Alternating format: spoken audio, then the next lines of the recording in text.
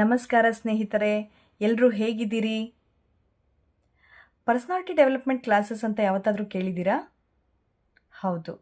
ಈ personality development ಕ್ಲಾಸಸ್ಸಲ್ಲೆಲ್ಲನೂ ಏನು ಹೇಳ್ಕೊಡ್ತಾರೆ? ಪಾಸಿಟಿವ್ನೆಸ್ ಬಗ್ಗೆ ಹೇಳ್ಕೊಡ್ತಾರೆ, empathy, sympathy, selflessness, selfless love, selfless attitude, ಆಮೇಲೆ ಜೆನೆರಾಸಿಟಿ, ಜೆಂಟಲ್ನೆಸ್, ಕಂಪ್ಯಾಷನೇಟ್, ಈ ಥರದ್ದೆಲ್ಲ ವರ್ಡ್ಸ್ ಎಲ್ಲ ಯೂಸ್ ಮಾಡಿ ಹೇಳ್ಕೊಡ್ತಿದ್ರೆ ಅಬ್ಬಬ್ಬಾ ಎಷ್ಟು ಚೆನ್ನಾಗಿ ಹೇಳ್ಕೊಡ್ತಿದ್ದಾರೆ. ಈ ಥರದ್ದೆಲ್ಲ ನಮಗೆ ಯಾರು ಹೇಳ್ಕೊಡೋಕ್ಕೆ ಸಾಧ್ಯ ಅಂತ ಅನ್ನಿಸ್ತಿರುತ್ತೆ, ಹೌದಾ? ಯಾಕಂದರೆ ಫೀಸ್ ಕಟ್ಟಿರ್ತೀವಿ ಅಲ್ವಾ, ತುಂಬಾ ಇಂಟ್ರೆಸ್ಟಿಂಗಾಗಿ ಕೇಳ್ತೀವಿ, ಆಮೇಲೆ ಅದನ್ನು ಮೈಗೂಡಿಸ್ಕೊಳ್ಳೋಕ್ಕೆಲ್ಲ ಪ್ರಯತ್ನ ಪಡ್ತೀವಿ, ಹೌದಾ? ಆದರೆ ಶತಮಾನಗಳ ಹಿಂದೆಯೇ ಪುರಂದರದಾಸರು, ಕನಕದಾಸರು ಅವರ ಕೃತಿಗಳಲ್ಲೆಲ್ಲನೂ ಪದಗಳಲ್ಲಿ ಬರೆದಿದ್ದಾರೆ, ನಾವು ಹುಡುಕಬೇಕಷ್ಟೆ. ಅಂಥದ್ದೇ ಒಂದು ದಾಸರ ಪದದಲ್ಲಿ, ಕನಕದಾಸರ ಪದದಲ್ಲಿ ಈ ಲೈನ್ಸ್ ಇತ್ತು. ನನಗೆ ತುಂಬ ಚೆನ್ನಾಗಿ ಅನ್ನಿಸ್ತು. ಅದನ್ನು ನಿಮ್ಮ ಹತ್ರ ಹಾಡೋಣ ಅಂತ ಅಂದ್ಕೊಂಡು ಬಂದೆ.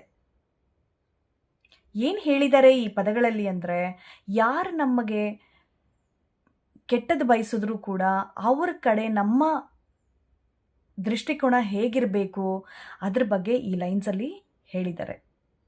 ಒಂದ್ಸರಿ ಕೇಳೋಣ. ಹಿಂದೆ ನನ್ನ ಬೈದವರೆಲ್ಲ ಚಂದವಿರಲಿ, ಮುಂದೆ ನನ್ನ ಬೈದವರೆಲ್ಲ ಅಂದಣವೇರಲಿ. ಹಿಂದೆ ನನ್ನ ಬೈದವರೆಲ್ಲ ಚಂದವಿರಲಿ, ಮುಂದೆ ನನ್ನ ಬೈಯುವರೆಲ್ಲ ಅಂದಣವೇರಲಿ. ಕುಂದು ಇಟ್ಟವರೆಲ್ಲ ಕುದುರೆ ಕಟ್ಟಿ ಬಾಳಲಿ, ಕುಂದು ಇಟ್ಟವರೆಲ್ಲ ಕುದುರೆ ಕಟ್ಟಿ ಬಾಳಲಿ.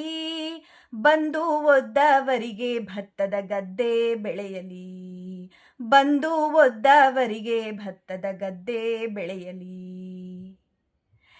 ಇಷ್ಟು ಸೆಲ್ಫ್ಲೆಸ್ನೆಸ್ ಆಗಿ ಯಾರು ಇರಕ್ಕೆ ಸಾಧ್ಯ? ನಾವೆಲ್ಲ ಮನುಷ್ಯರು, ಖಂಡಿತ ಎಲ್ಲ ತಪ್ಪು ಮಾಡ್ತಿರ್ತೀವಿ. ಆದರೆ ಇದನ್ನು ನಾವು ಮೈಗೂಡಿಸ್ಕೊಳ್ಳೋ ಪ್ರಯತ್ನ ಮಾಡೋಣ. Thank you.